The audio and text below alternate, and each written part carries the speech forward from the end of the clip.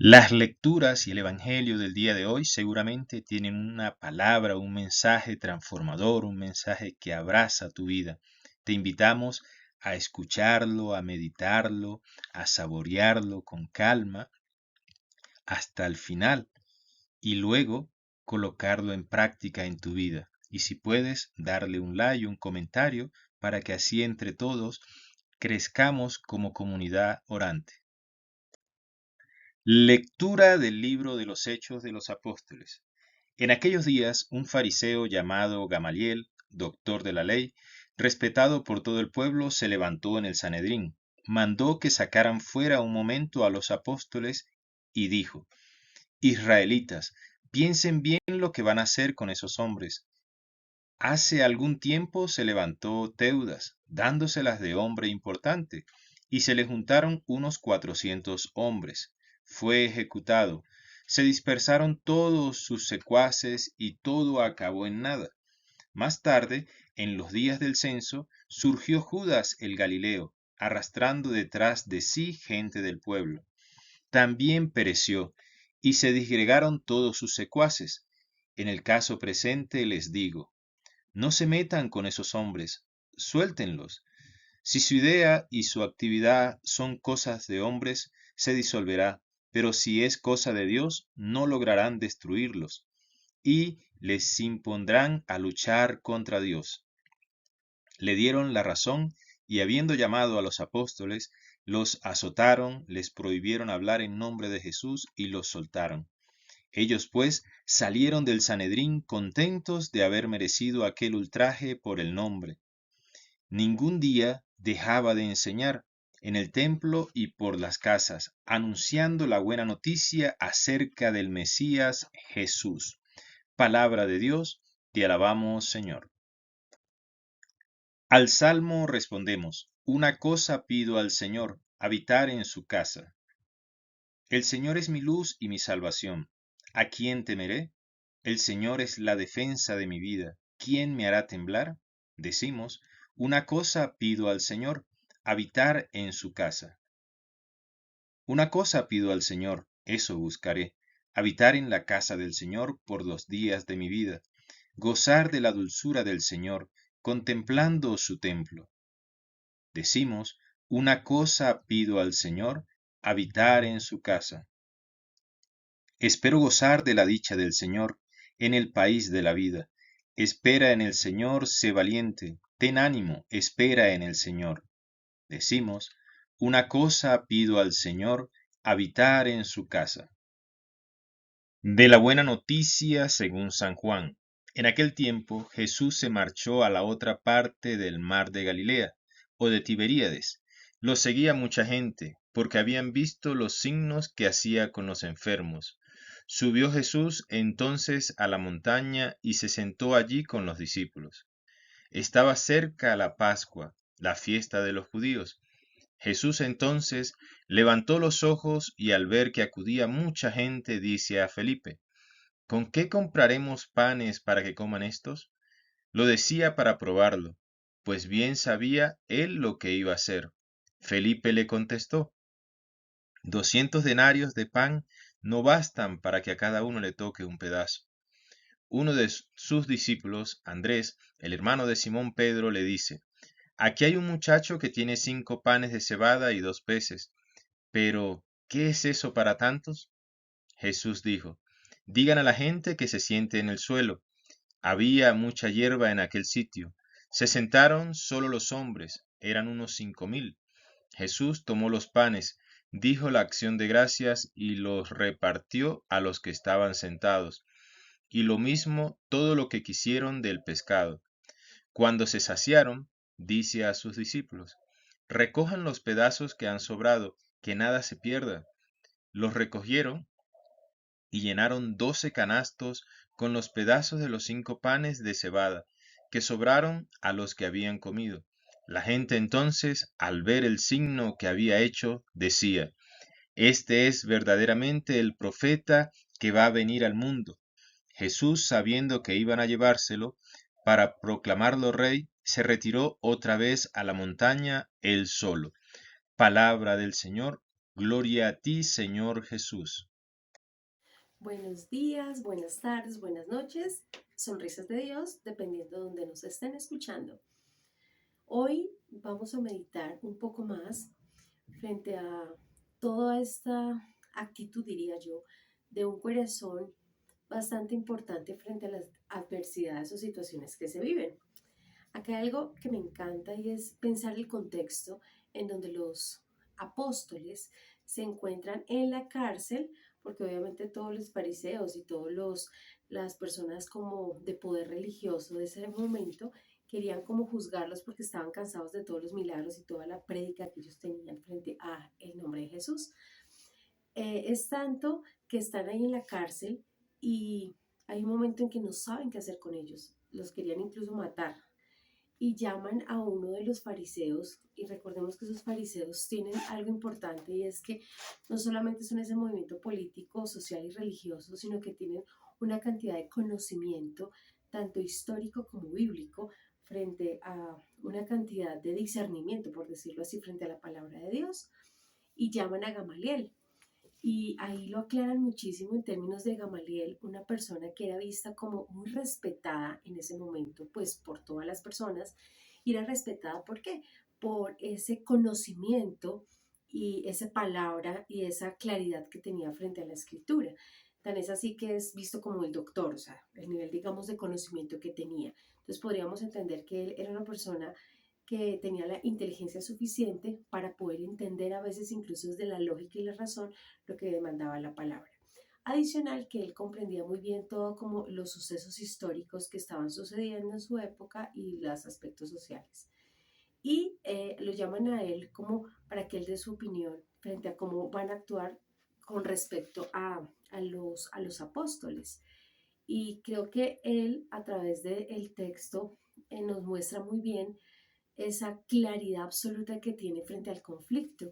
Y me encanta mucho porque él es una persona que yo diría que nos muestra como desde su sabiduría y su inteligencia, sin decir que era un creyente de Cristo, pero la capacidad absoluta que tiene como para entender ese conflicto y cómo hace incluso para aportar para resolverlo, que nos daría muchos elementos a nosotros si los lleváramos a nuestra vida práctica. Es tan importante ver a Gamaliel en esa sabiduría que hay una cosa que quiero traer a la atención acá y es cuando en pocas palabras les dice algo como esto, aparte de que piensen muy bien las acciones que van a hacer, yo creo que él dice algo muy poderoso y es, si las cosas son de Dios, pues van a seguir manteniéndose y si son de los hombres se diluirán o se perderán o se acabarán.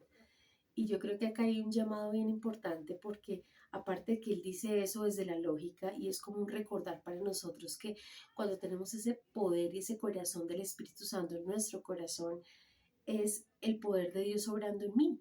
Y como es ese poder de Dios obrando en mí, pues independientemente de que yo crea o no crea mucho, ese poder se va a mantener en el tiempo si es un propósito que Dios tiene destinado para nuestra vida o para algunas personas que nos utiliza para hacer de bendición para otros. Y acá hay algo muy bonito y es ver la actitud de los apóstoles, que si bien es cierto estaban predicando las buenas nuevas y predicando el poder de Jesucristo como Rey, como Salvador a todas las personas y sucedía una cantidad de milagros en términos de sanación al pueblo y mucha gente creía. A pesar de eso, esa autoridad que fue dada por Dios mismo, a pesar de eso, pasa algo importante y es que a ellos los encarcelan. Y cuando están encarcelados empiezan a golpearlos, a ultrajarlos, a maltratarlos. No con eso quiero decir que cuando son liberados se sienten felices con gozo, porque así lo dice la palabra.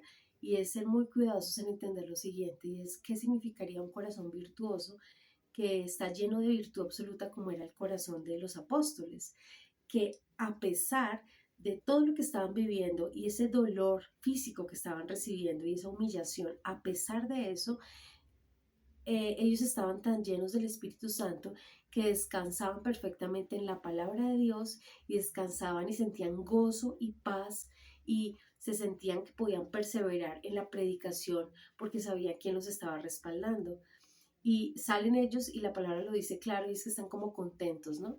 Entonces, no con esto quiero decir que tenemos que sentir, digamos, satisfacción porque nos golpeen, no, es cómo será, que llamemos la atención en esto, nuestro corazón tan lleno de la presencia de Dios que a pesar de las dificultades, del miedo, de los ultrajes no solamente físicos, emocionales, sino todo lo que podemos estar viviendo, a pesar de eso, un corazón lleno de Dios va a hacer que yo me siente en paz a pesar de esa adversidad.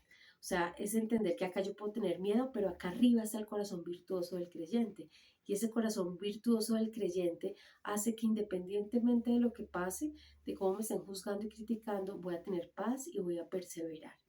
Tan es así que si lo relacionamos con el Salmo, en el Salmo hay un clamor hermosísimo como bendice alma mía a Jehová, pero sobre todo que cada día yo pueda tener tu dulzura y estar en paz en tu gozo. Entonces esto es como una oración preciosa que nos recuerda que cada día podemos estar orando y anhelando ser llenos de ese Espíritu Santo, pero sobre todo poder descansar en que Él siempre va a proveer. Acá cuando miramos la parte de los hechos, nos damos cuenta que los estaban juzgando por predicar la palabra de Dios, predicar el Evangelio y predicar las buenas nuevas de salvación. Y cuando miramos la parte de Juan, que nos empiezan a decir todo, no solamente los ultrajes que se habían tenido, sino la provisión que él da. Cuando Jesucristo está, digamos, otra vez, está predicando la palabra y hay un momento en que Jesús como que quiere probar a Felipe cuando le dice qué vamos a hacer con todas estas personas para darles de comer. Y ellos están como angustiados, pero Jesús sabe perfectamente qué va a hacer. Él es el proveedor absoluto. Y les da más de 5 a 5.000 personas. Y acá hay algo lindo y es que sobran canastas de pan con los pocos panes que tenían. Y yo diría que acá la invitación con la meditación de hoy es entender que Dios provee en todo sentido. Y muchas partes en el Evangelio entendemos que el llamado es a confiar y a buscarlo primeramente a Él, primero al reino y después todo se nos añade. Entonces, si miramos, por ejemplo, por una parte, cuando los discípulos están en la cárcel, ellos seguían clamándole a Dios y Él los libera de esa opresión.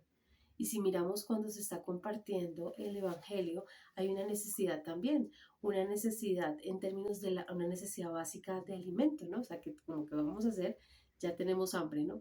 Y a pesar de eso, Dios tiene tanto cuidado de nosotros que Él, después de que escuchan el Evangelio, la palabra predicada, los alimenta y los sacia. Entonces, en las dos situaciones, Dios es tan fiel a lo que Él representa que Él siempre nos va a tener o nos va a llenar de ese corazón de paz, de gratitud, de bondad, de una virtud altísima.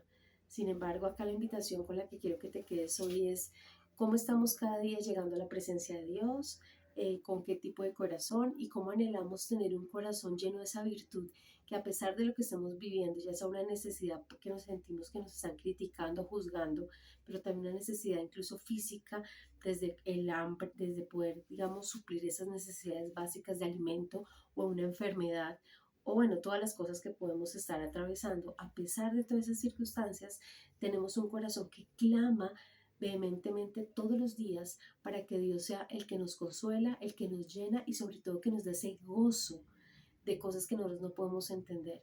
Y cuando estamos llenos en ese gozo y ese contentamiento que solo viene de la palabra de Dios y la llenura del Espíritu Santo, pues nos vamos a dar cuenta, y sé que lo hemos vivido en algún momento, que a pesar de lo que estemos viviendo, nos sentimos como, no sé si es como protegidos, descansamos en lo que Dios hace en nosotros, pero a pesar de todo ese valle, a veces de oscuridad que hemos vivido o que vivimos, a pesar de eso, que tengamos un corazón lleno, lleno, lleno de la presencia del Espíritu Santo y que nuestra oración diaria sea ese clamor para poder descansar en Él y poder confiar de manera abundante en esa provisión que Él siempre tiene para nosotros, que inicialmente es espiritual, sin embargo, nos llenamos de Él y Él empieza a emparejar, por decirlo así, todo lo que tiene para nosotros de una manera abundante y generosa.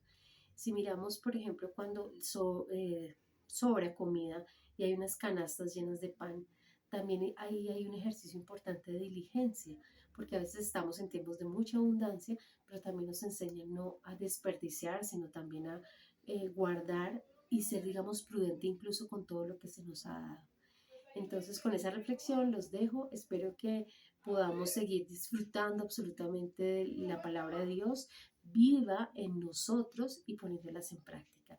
Muchas gracias, sonrisas de Dios, y nos vemos pronto. Buen día.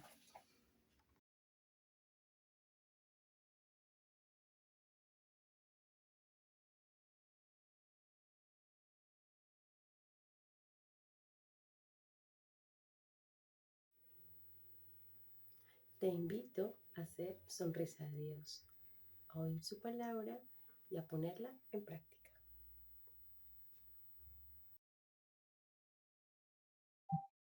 Suscríbete en nuestro canal y síguenos en las redes sociales como @terapeuta sonrisa. Que Dios te bendiga y recuerda que Dios canta y baila con tu sonrisa y hoy y siempre quiere una rumba. ¿Te animas?